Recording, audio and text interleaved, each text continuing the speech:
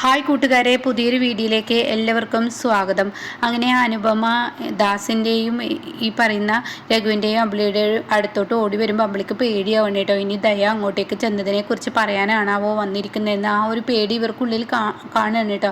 എന്നാൽ ഈ സമയം അനുപമയാണെങ്കിലോ, അനു നീ എന്താ ഇത്ര അതിരാവിലെ ഇങ്ങോട്ടേക്ക് വന്നിരിക്കുന്നതെന്ന് ചോദിക്കുമ്പോൾ, അതെ ഞാനൊരു സഹായമായി ചോദിച്ചാണ് വന്നിരിക്കുന്നത്. എന്ത് സഹായം എന്ന് ചോദിക്കുമ്പോൾ, നമ്മുടെ ചീരു വിനയൻ്റെ വീട്ടിലോട്ട് തിരികെ പോയി എന്ന് പറയട്ടോ. ഇത് കേൾക്കുന്നതിനോട് കൂടി മോളെ നീ എന്താ ഈ പറയുന്നത്, ചീരു എന്താ അങ്ങനെ ഒരു തീരുമാനം എടുക്കാൻ? അതൊന്നും എനിക്കറിയില്ല. ചീരു വിനയൻ്റെ വീട്ടിലോട്ട് തന്നെ തിരികെ പോയി. അവൾക്ക് വിനയനെ ജയിലിൽ നിന്ന് രക്ഷിച്ചു കൊണ്ടുവരണമെന്നുണ്ട്. അതിന് പണം വേണം, അവിടെ പിടിപാട് വേണം, അതിന് ആവശ്യക്കാരാരെന്ന് അറിയില്ല. അത് ദാസങ്ങളിൽ എന്തെങ്കിലും ചെയ്തു കൊടുക്കാൻ പറ്റുമോ എന്ന് ചോദിക്കാൻ കേട്ടോ. അത് കേൾക്കുന്നതിനോട് കൂടി അമ്പിളിയൊന്ന് നെടുവേർപ്പിടുകയാണ് കേട്ടോ. ഈശ്വര, ദയ അവിടെ ചെന്ന് കാര്യങ്ങൾ പറഞ്ഞില്ലല്ലോ എന്ന ആശ്വാസത്തിൽ നിൽക്കുമ്പോൾ ഉടൻ തന്നെ അനുഭവം പറയണേ. അതുമാത്രമല്ല, വേറൊരു കാര്യം പറയാനും കൂടിയാണ് വന്നത്. ദയയും ശബരി അവിടെ വന്നിരുന്നു. അപ്പോൾ ദയ ഇങ്ങനെയൊക്കെ ഒരു കാര്യം പറഞ്ഞു. ആദിൽ, ആ സ്വർണ്ണക്കടത്ത് കണ്ണിയുടെ ഭാഗമായ ആദിലുണ്ടല്ലോ, അവൻ നമ്മുടെ അച്ഛനെ കാണാൻ ചെല്ലുകയും അച്ഛൻ്റെ കൂടെ ഇരുന്ന് ചോറുണ്ണുകയൊക്കെ ചെയ്തു എന്ന് പറയട്ടോ. ഇത് കേൾക്കുന്ന അമ്പിളി പറയണേ, ദയ ഇവിടെയും വന്നിരുന്നു, ദയ ഞങ്ങളോട് പറഞ്ഞു, പക്ഷേ ഞങ്ങൾ ഒരിക്കലും അവനാണെന്ന് പറഞ്ഞിട്ടില്ല, രഘുട്ടൻ്റെ കൂട്ടുകാരനാണെന്ന് പറഞ്ഞിരിക്കുകയാണെന്ന് പറയട്ടോ.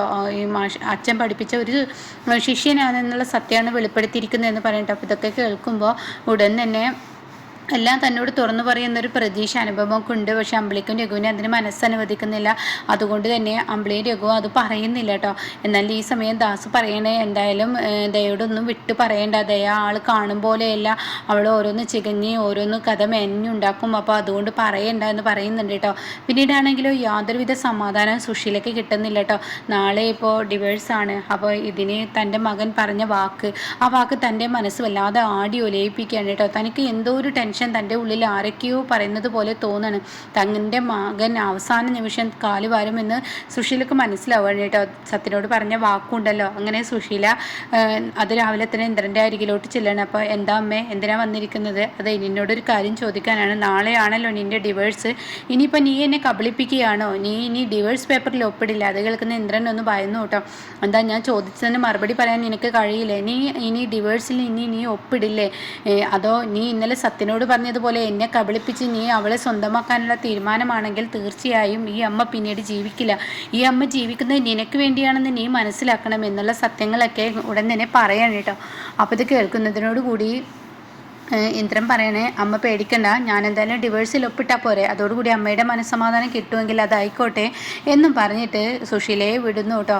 എന്നാൽ ഈ സമയം സുശീലയാണെങ്കിലോ ഇന്ന് രാത്രി എന്ന സമയമുണ്ടെങ്കിൽ താൻ ഇനി എന്തെങ്കിലും ചെയ്തു കൂട്ടണം, അതല്ല എങ്കിൽ തനിക്ക് ആപത്താണ്. അതിങ്ങനെ സുശീല മനസ്സിൽ കടന്നുകൂടാണ് കേട്ടോ. എന്നാൽ അനുപമയാണെങ്കിലോ തൻ്റെ അച്ഛൻ തനിക്ക് വിളിച്ചിരിക്കുകയാണ്. അപ്പോൾ എന്താ അച്ഛാ വിളിച്ചത്?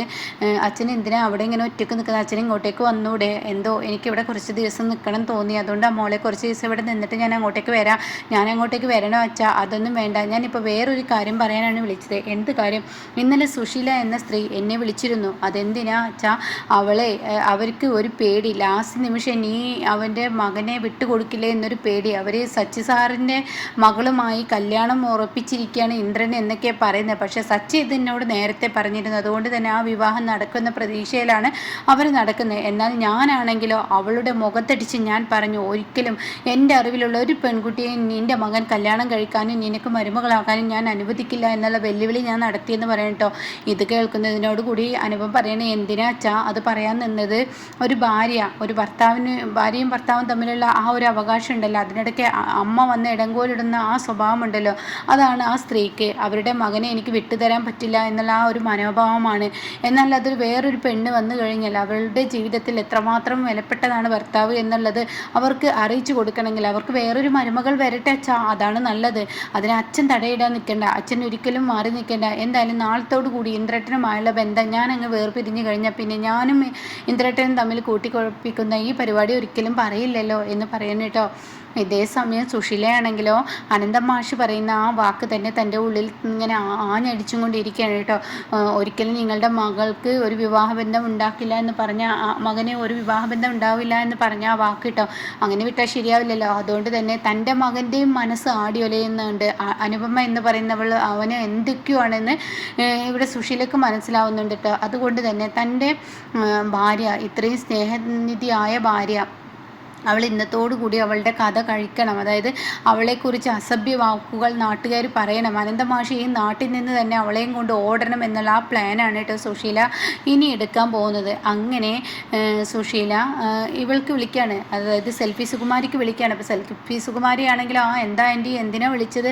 അതെ, ഞാനൊരു കാര്യം പറയാൻ വിളിച്ചതാണ്. ഇന്ന് അനുപമ എന്ന് പറയുന്ന സ്ത്രീയെ ഇന്ന് എന്തായാലും എന്തെങ്കിലും ഒന്ന് ചെയ്തിട്ട് അവളുടെ മാനം പോകുന്ന ആ തരത്തിലുള്ള ഒരു വൃത്തികെട്ട കാര്യം അവിടെ ഉണ്ടാവണം. അവിടെ ആയിട്ട് ആരെങ്കിലും ഒന്ന് വിടണമെങ്കിൽ മാത്രമാണ് നാളത്തെ ഡിവേഴ്സ് നടക്കുകയുള്ളൂ എന്ന് പറയട്ടോ. എന്നാൽ യാദൃശികമായിട്ടാണെങ്കിലും പ്രതിഭ ഇത് കേൾക്കാണ്. പ്രതിഭയ്ക്ക് ഇത് അംഗീകരിക്കാൻ കഴിയില്ല കേട്ടോ. പ്രതിഭയുടെ നെഞ്ചു പൊട്ടുന്ന വേദനയാണ്. ഇവരെ ഒരു അമ്മ തന്നെയാണ്, ഒരു സ്ത്രീ തന്നെയാണ്. ഒരു അമ്മ എന്നതിലുപരി ഒരു സ്ത്രീ എന്നുള്ള ഒരു സ്ത്രീക്ക് തന്നെ ഭാരമാവുന്ന ഇവരുടെ സ്വഭാവം കാണുമ്പോൾ പ്രതിഭ അന്തം വിട്ട് പോവാണ് കേട്ടോ.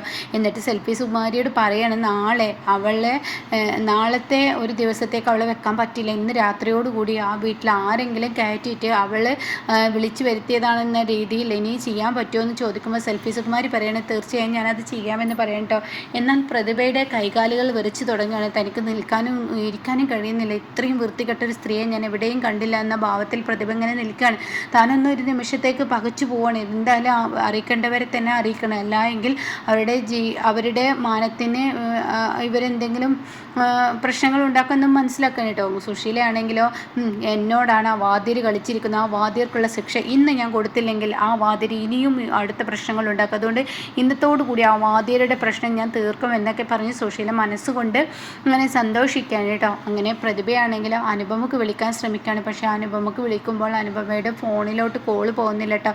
എത്ര വിളിച്ചിട്ടും തൻ്റെ കോള് പോകുന്നില്ല. ഇനി എന്താ ചെയ്യുക എന്നറിയാതെ അനുപമക്ക് വിളിക്കാൻ ഇനി എന്ത് ചെയ്യുന്നറിയാതെ പെട്ടുപോവാണ് കേട്ടോ. എന്നാൽ ഈ സമയം ഇന്ദ്രനോട് സംസാരിക്കാൻ പ്രതിഭ വരുമ്പോൾ ആ സമയം അങ്ങോട്ടേക്ക് സുശീല കടന്നു വരികയാണ് കേട്ടോ. അതുകൊണ്ട് തന്നെ നീ എന്താടി ഇവനെ ചുറ്റിപ്പറ്റി നിൽക്കുന്നത്? നിനക്ക് വേറെ പ്രത്യേകിച്ച് പണിയൊന്നുമില്ലേ, നീ നിൻ്റെ പണി നോക്കിക്കോ എന്ന് പറഞ്ഞിട്ട് പ്രതിഭയെ പറഞ്ഞു വിടുമ്പോൾ പ്രതിഭയ്ക്ക് ഇന്ദ്രനോട് പറയാൻ കഴിയുന്നില്ല കേട്ടോ.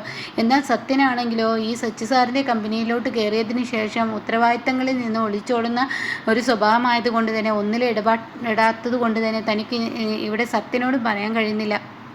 ഈശ്വര, ആ പാവത്തിനെ ഇനി ഞാൻ എങ്ങനെ രക്ഷിക്കും? ആ പാവത്തിനെ എങ്ങനെ ഈ വിവരം അറിയിക്കും? ആരോട് പറയും എന്നൊക്കെ അങ്ങനെ ചിന്തിച്ച് പോവാണ് കേട്ടോ. ആരുടെയും ഫോൺ നമ്പർ തൻ്റെ കയ്യിലില്ലല്ലോ. അവരുടെ മാനം കളങ്കപ്പെടുത്തുന്ന ആ ഒരു പ്രവൃത്തിയാണ് ഇവിടുത്തെ ഈ സ്ത്രീ ചെയ്യുന്നത്. ഇവരൊരു അമ്മയാണോ എന്ന് പറയാൻ തന്നെ അറപ്പ് തോന്നുന്നു. ഇവർ സ്ത്രീവർഗത്തിന് തന്നെ ഒരു ശാപം പിടിച്ച ഒരു സാധനമാണ് എന്നൊക്കെ ഇങ്ങനെ പ്രതിഭ ചിന്തിക്കുകയാണ് കേട്ടോ. എന്നാൽ ഒന്നും അറിയാതെ വിച്ചുമോനെയും കൊണ്ട് അനുപമ രാത്രിയായി ഉറങ്ങാൻ കിടക്കാണ്. അപ്പോഴേക്കും സെൽഫി സുകുമാരി തനിക്ക് പറഞ്ഞ ഒരാൾക്ക് പൈസയ്ക്ക് കൊടുത്ത് അനുപമയുടെ വീട്ടിലോട്ട് ആളെ കയറ്റുകയാണ് കേട്ടോ. എന്നാൽ ഇനി സംഭവിക്കാൻ പോകുന്നത് അനുപമ പൊട്ടിക്കരയുന്ന ആ ഒരു ദിവസം തന്നെയാണ് അനുപമയുടെ മുന്നിലെത്തുന്നത്. ഇതേ സമയം അനുപമ കരയുമ്പോൾ തൻ്റെ രക്ഷക്കായി തൻ്റെ മകൻ വരില്ല എന്ന ആ ഒരു തോന്നലാണ് സുശീലക്കുണ്ടാകുന്നത്. പക്ഷേ സുശീലയോട് വിരൽ ചൂണ്ടാനും ഇത്രയും ക്രൂരമായ പ്രവൃത്തി ചെയ്തതിൽ തൻ്റെ അമ്മയെ ഇനി വെറുതെ വിടാനും ഇന്ദ്രൻ തയ്യാറാവില്ല കേട്ടോ. അതിനെ തിരിച്ചടി തന്നെ കൊടുക്കും. തൻ്റെ കുഞ്ഞിൻ്റെ അമ്മയാണ് ഇങ്ങനെ ഇല്ലാ കഥ പറഞ്ഞുണ്ടാക്കിയിരിക്കുന്നതെന്ന സത്യം ഇനി ഇന്ദ്രൻ കിട്ടുമ്പോഴേ മനസ്സിലാക്കുകയുള്ളൂ കേട്ടോ.